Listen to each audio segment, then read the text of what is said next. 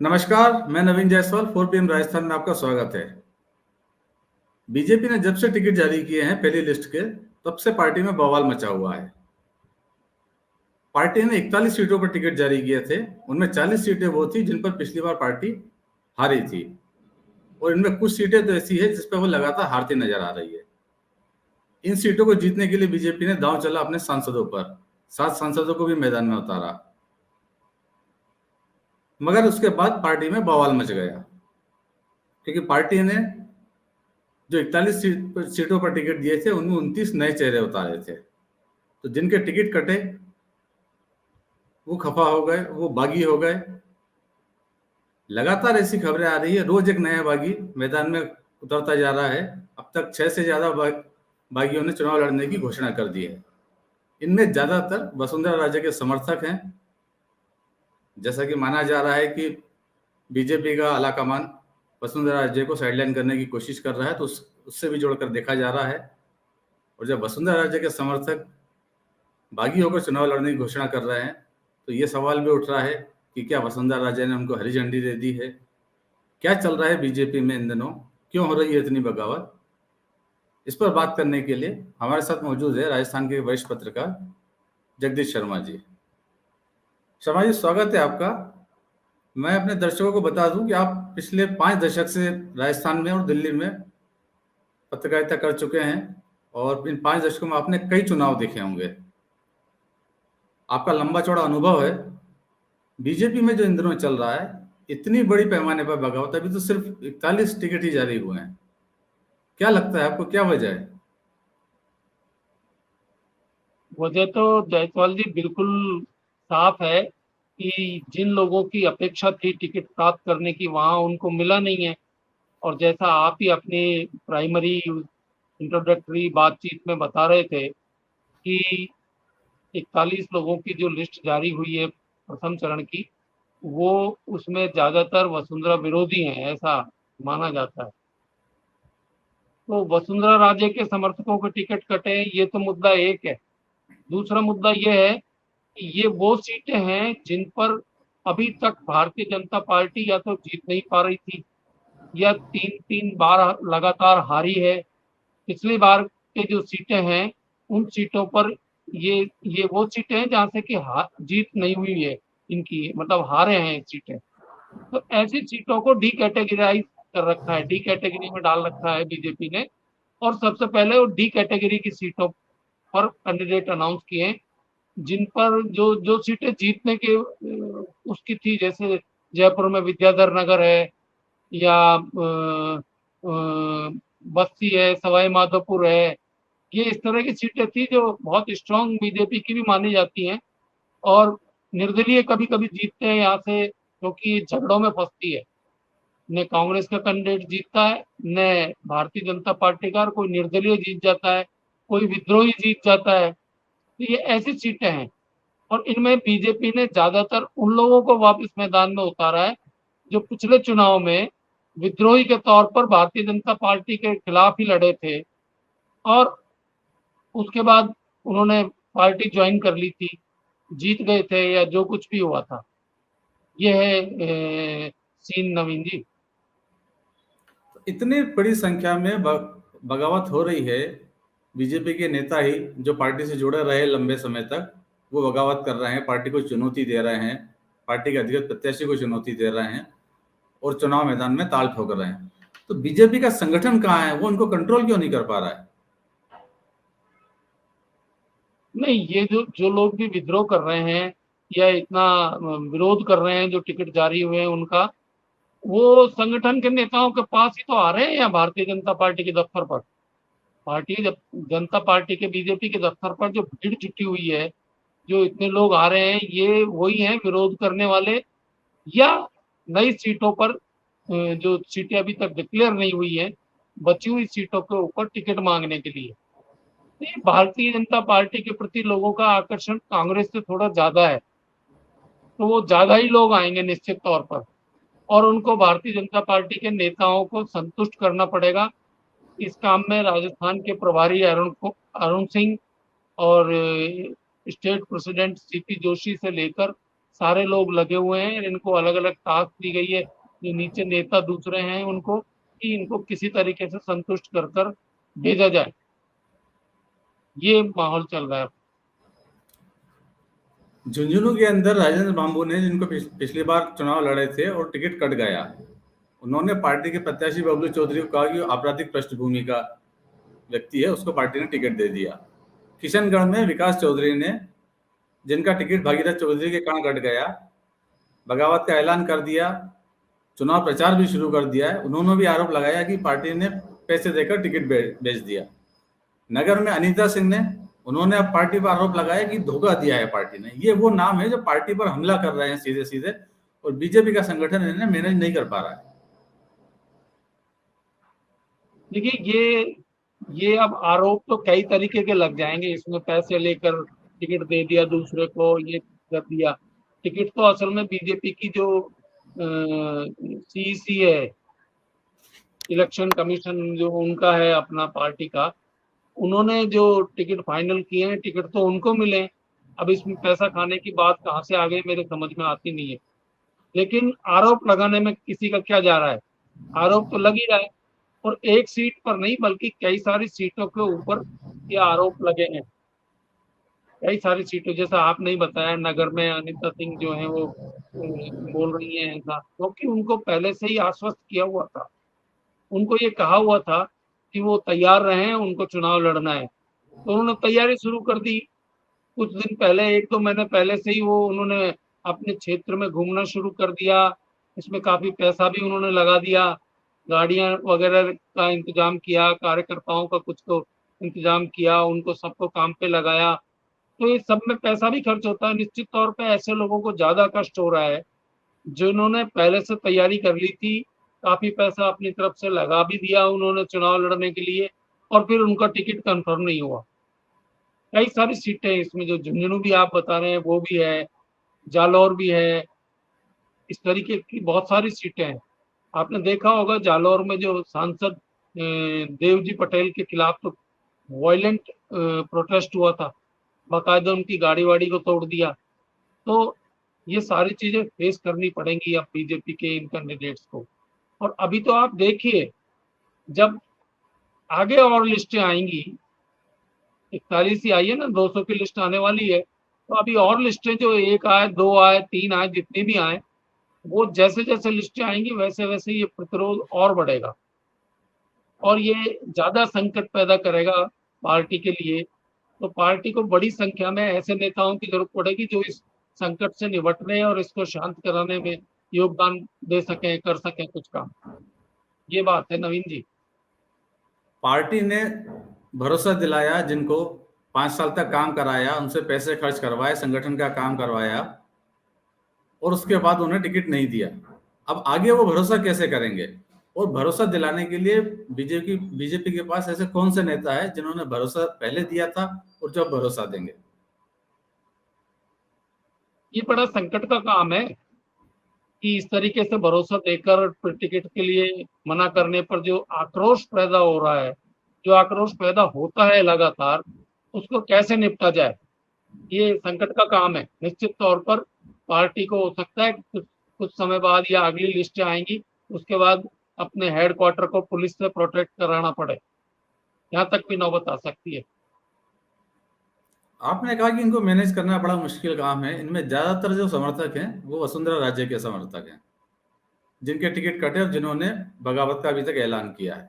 तो क्या वसुंधरा राजे ने अपनी तरफ से समर्थकों को शायद कोई संकेत दे दिया है कि उन्हें वो टिकट दिलाने की स्थिति में नहीं है, उनको जो लगता है वो करें?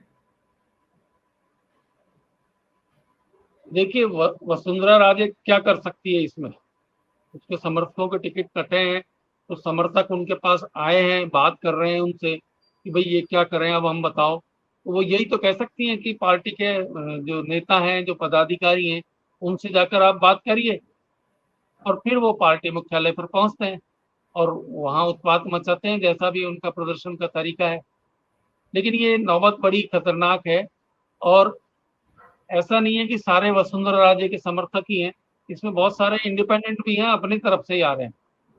वो वसुंधरा जी के चाहे समर्थक हो या नहीं हो, ये अलग बात है। लेकिन वो आ रहे हैं और वो ये हाल पैदा हो रहा है।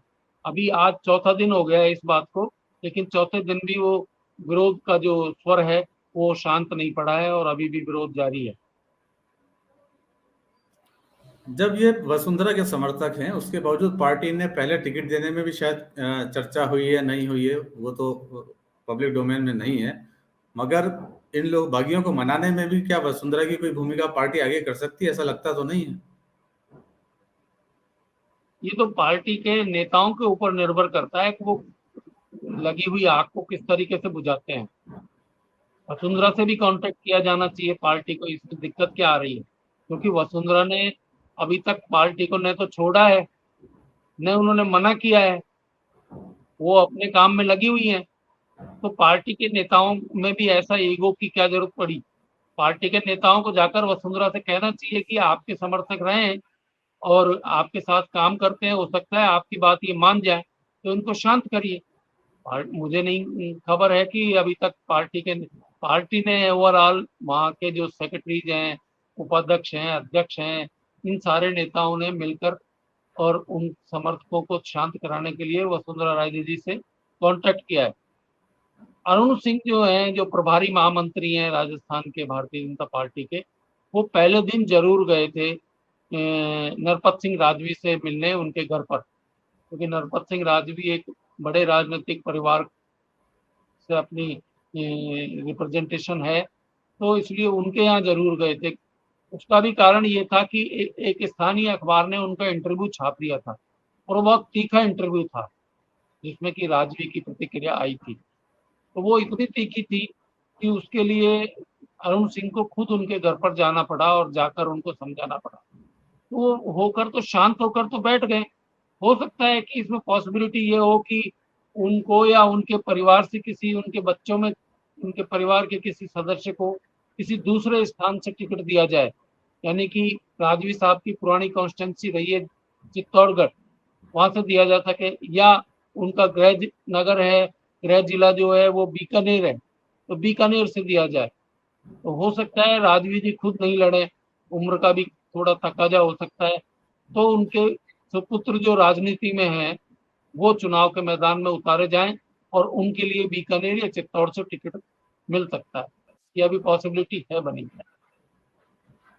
हो सकता है राजवी को इस तरह बना लिया जाए। राजपाल सिंह शेखावत एक बड़ी चुनौती बने हुए हैं। उनके समर्थक झोटवाड़ा विधानसभा क्षेत्र में लगातार जुलूस कर रहे हैं, सभाएं कर रहे हैं।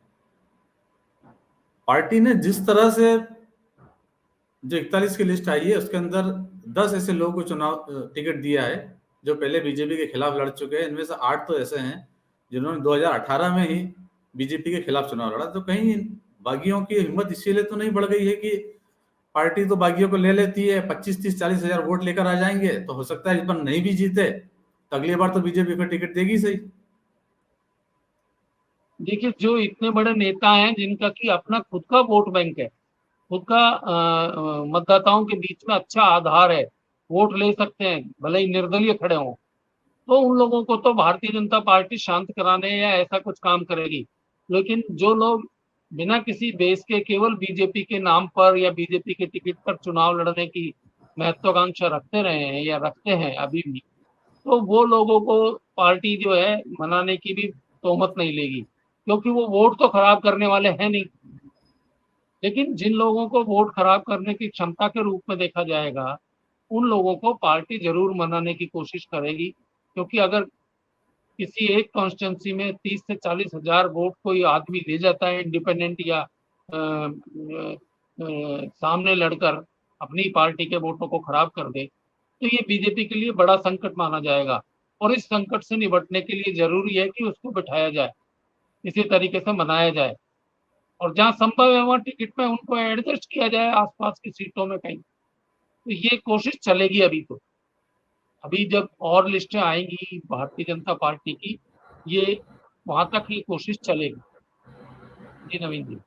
संभावना तो जताई जा रही है कि अभी और जो लिस्ट आएगी इसके अंदर भी बड़े पैमाने पर सफाया होगा। जयपुर में भी कई नाम लिए जा रहे हैं, अशोक परनामी का भी नाम चल रहा है, मालवीय नगर से कालीचरण सर्राफ का भी टिकट कट सकता है, अशोक लाहौटी का भी हो सकता है। तो ये संकट तो और बढ़ता हुआ दिख रहा है पार्टी में कम होने की वजह। देखिए, जयपुर जिले में क्या है कि सीटें भी ज़्यादा हैं। आपको पता है 18 सीटें जयपुर जिले में है। तो जयपुर जिला तो अपने आप में ही बहुत बड़ी ताकत रखता है, और यहाँ विद्रोह होता है तो लोकल नज़र भी आता है।